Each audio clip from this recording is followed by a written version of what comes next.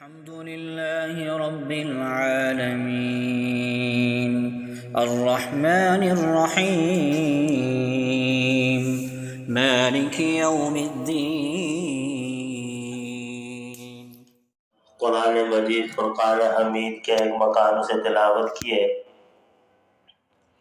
اور دونوں جہانوں کے سردار امام الانبیاء خاتم النبیین جناب حضور نبی کریم صلی اللہ علیہ وآلہ وسلم کی مبارک زبان سے نکلے ہوئے بابرکت الفاظ احادیث میں سے دو حدیثیں بیان کی ہیں۔ دعا کریں کہ رب کائنات مجھے اس کے مطابق حق و سچ و صحیح بیان کرنے اور اس کے بعد اللہ جل شانہ ہمیں ان باتوں کو سمجھنے اور اس پر عمل کی توفیق عطا فرمائے۔ اسلامی مہینہ شعبان شروع ہو چکا ہے۔ آج شعبان کی 5 تاریخ ہے۔ ماہ مبارک کی وجہ سے شعبان کا مہینہ بھی اہمیت کا حامل ہے۔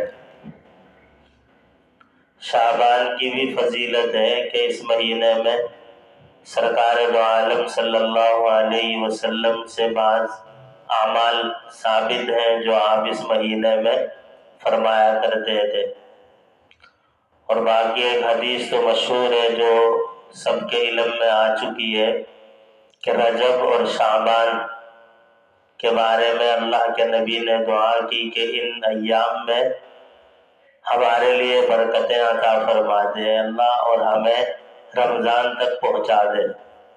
یہ تو حضور علیہ السلام کا رجب کے شروع سے ہی یہ معمول ہوتا تھا۔ پھر رجب کے مہینے میں اور اسی طرح خاص طور پر شعبان کے مہینے میں حضرت صلی اللہ علیہ وسلم رمضان کی تیاری تو رجب سے ہی شروع ہو جاتی تھی، لیکن اس مہینے میں نفلی عبادات کے اندر آپ علیہ السلام مزید اضافہ فرماتے تھے۔ نفل عبادات کے اندر ایک ہے فرض اور دوسری ہے نفل۔ فرض نماز یا فرض روزہ یا کوئی بھی فرض عبادت ہو، یہ وہ عبادات ہوتی ہیں کہ جس کا کرنا لازم ہوتا ہے، ضروری ہوتا ہے۔ اپنے وقت پر اس عبادت کو پورا کرنا لازم ہوتا ہے۔ اگر اس کو چھوڑ دیں گے، ترک کر دیں گے تو اس پر گناہ ہوگا۔ اور نفل عبادات جو ہوتی ہیں اس کے اندر یہ اختیار ہوتا ہے آدمی کے لیے، اور یہ سہولت ہوتی ہے اور آسانی ہوتی ہے کہ نفل عبادت جب کریں گے تو اجر و ثواب ہوگا، نہیں کریں گے تو شریعت کی طرف سے کوئی جبر نہیں ہوگا، گرفت نہیں ہوگی۔ یہ یاد رکھیں۔ اور دوسری چیز یہ ہے کہ فرض عبادت کو بھی اسی طرح کرنا ہے جس طرح شریعت نے ہمیں کرنے کا حکم دیا۔ اس کے اندر کوئی کمی، کوئی اضافہ کرنے کی کوئی گنجائش ہی نہیں ہے۔ جو اللہ کے نبی علیہ السلام نے شریعت نے ہمیں بتایا ہے اسی طرح اس کو سر انجام دینا ہے۔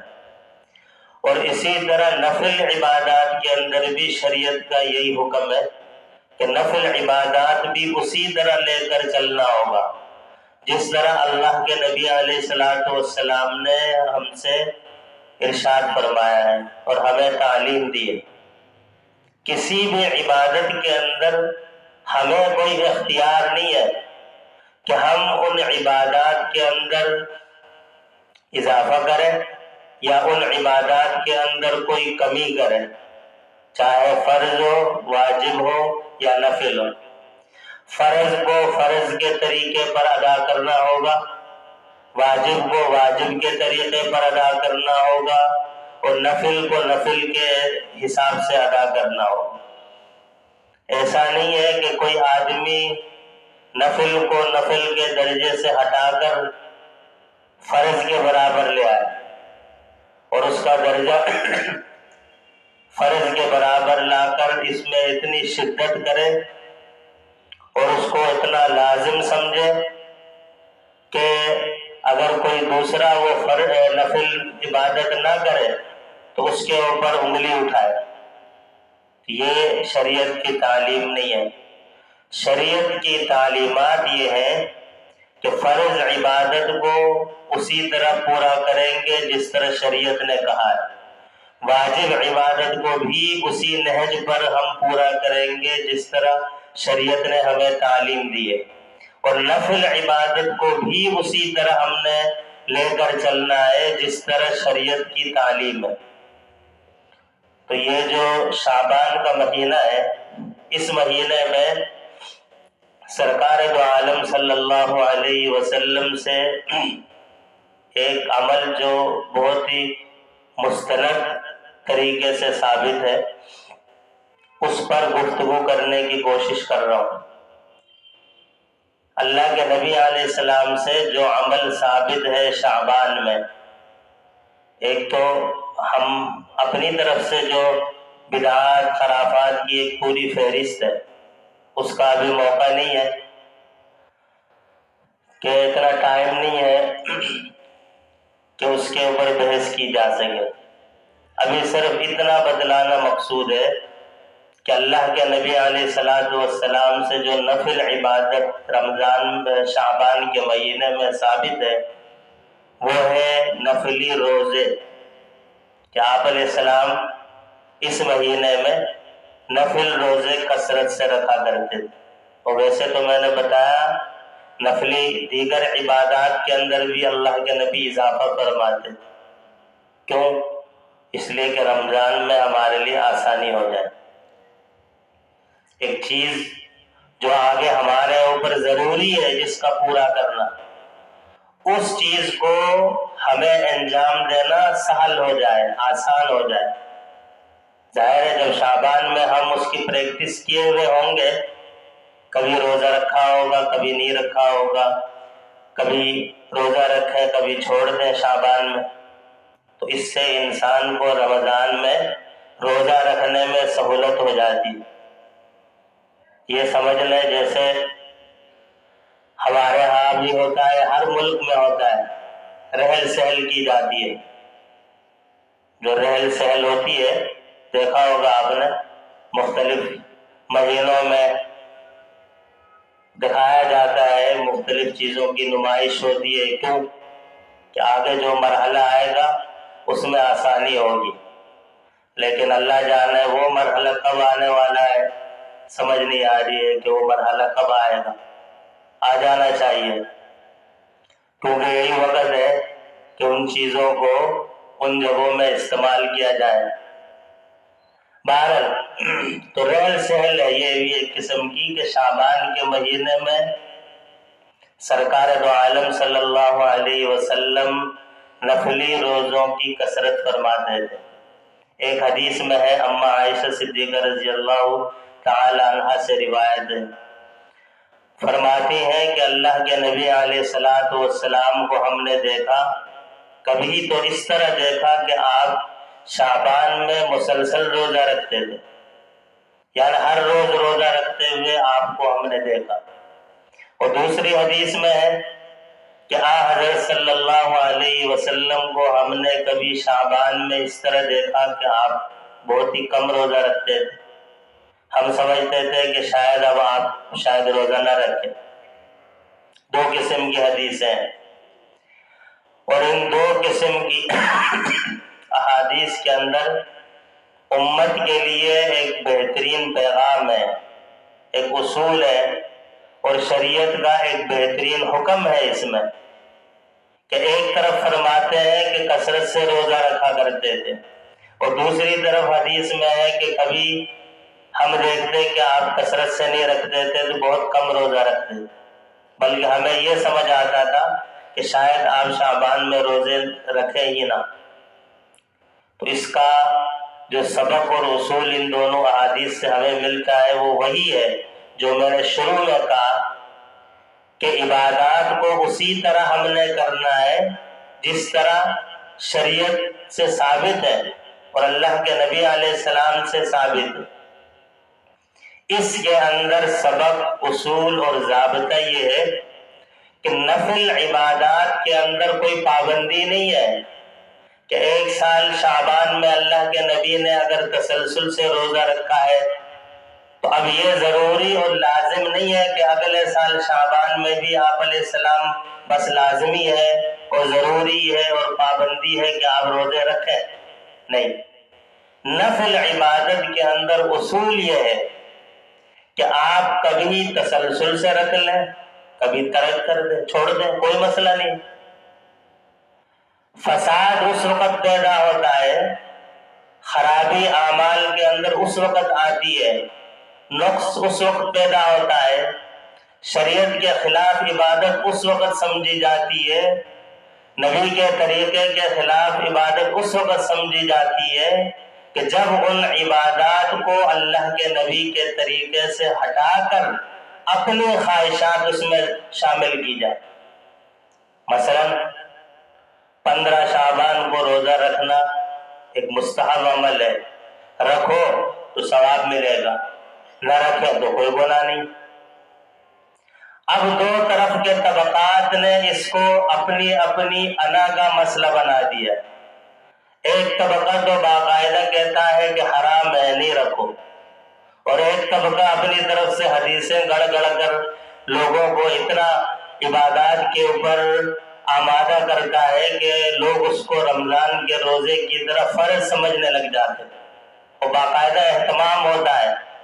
اور اگر کوئی نہ رکھے تو اس کے اوپر آنکھیں نکالی جاتی ہیں کہ یار یہ تو مولوی صاحب ہے، یہ تو تبلیغی صاحب ہے، یہ تو دیندار آدمی ہے، اس نے 15 شعبان کو روزہ نہیں رکھا. بھائی ہم نے عبادت وہ کرنی ہے جو ہمارے نبی علیہ السلام نے ہمیں بتایا. ہم اپنے نفس کی خواہشات پہ ہم نے نہیں چلنا ہے. اگر شعبان کو 15 تاریخ کو کوئی یہ سمجھ کر روزہ رکھتا ہے کہ ہمارے پیارے آقا علیہ السلام اس مہینے میں کثرت سے روزہ رکھتے تھے، بالکل ٹھیک ہے رکھو، لیکن یہ سمجھ کر روزہ رکھنا کہ 15 شعبان کو روزہ رکھنے کا ثواب ہے، الگ سے کوئی فضیلت کہیں نہیں، کہیں پر بھی اس طرح نہیں ہے.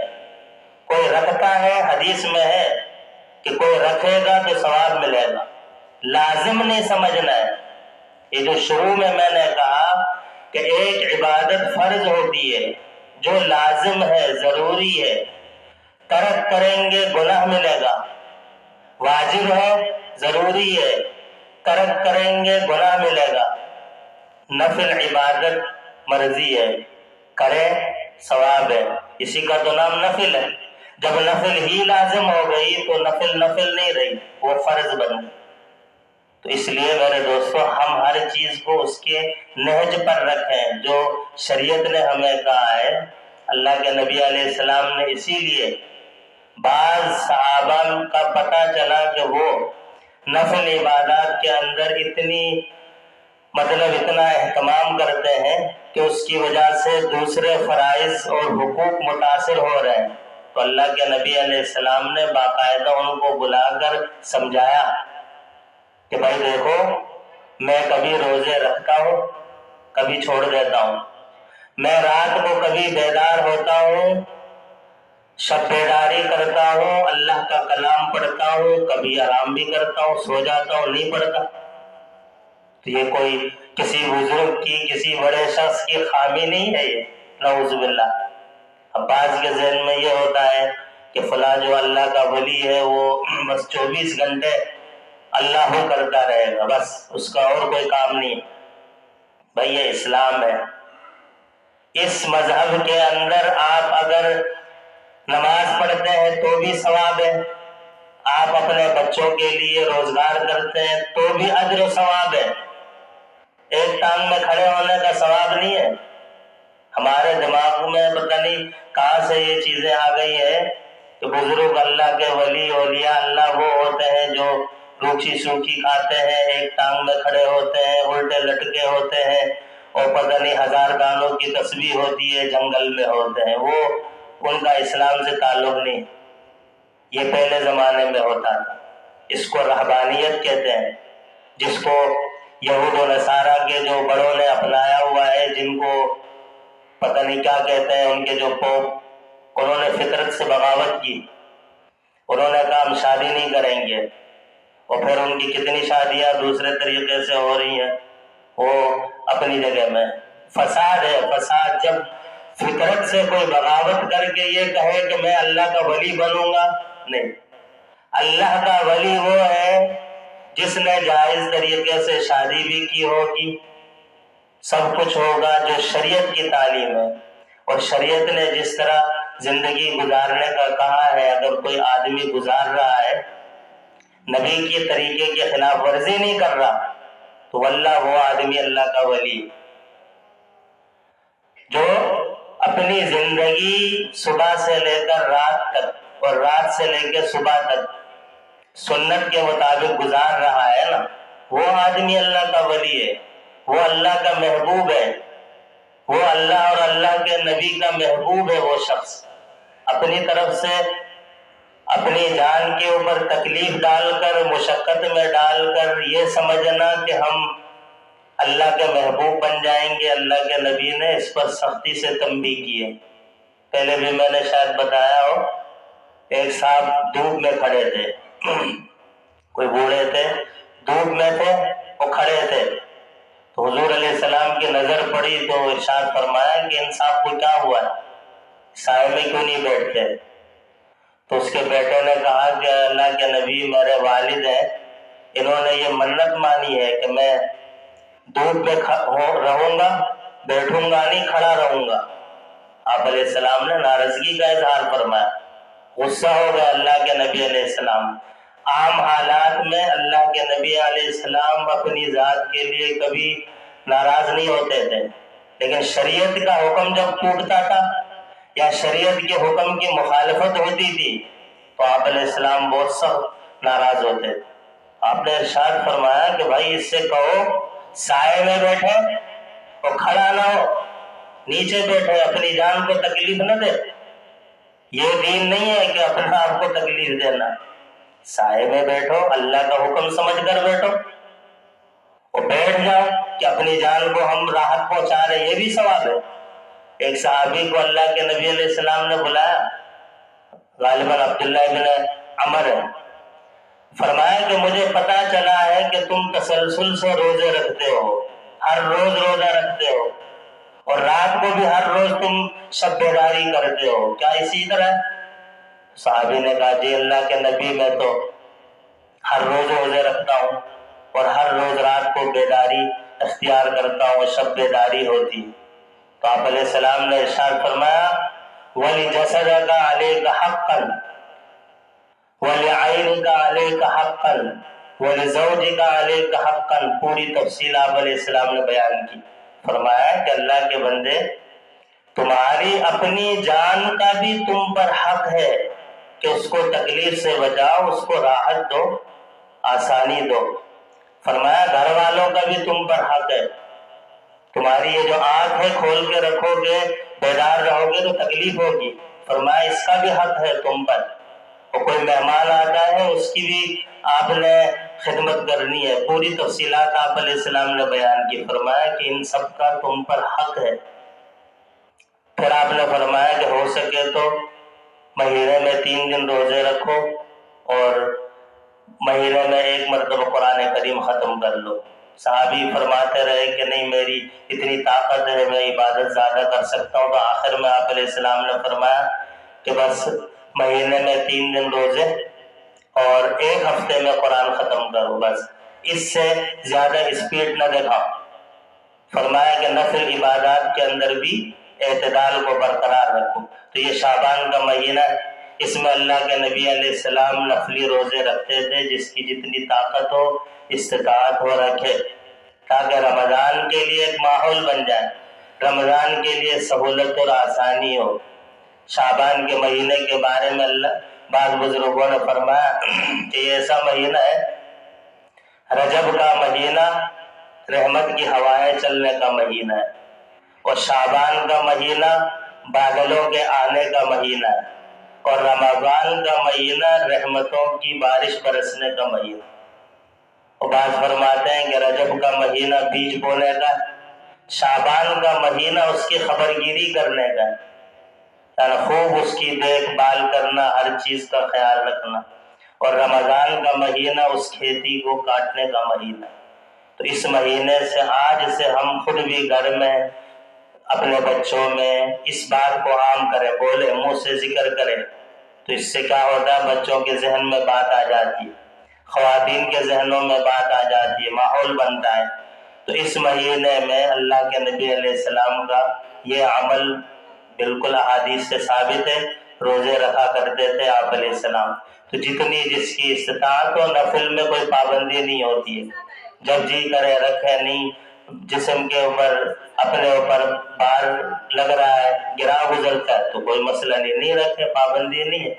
اللہ جل شانہ ہمیں ان باتوں کو سمجھنے اور عمل کی توفیق عطا فرمائے. وآخر دعوانا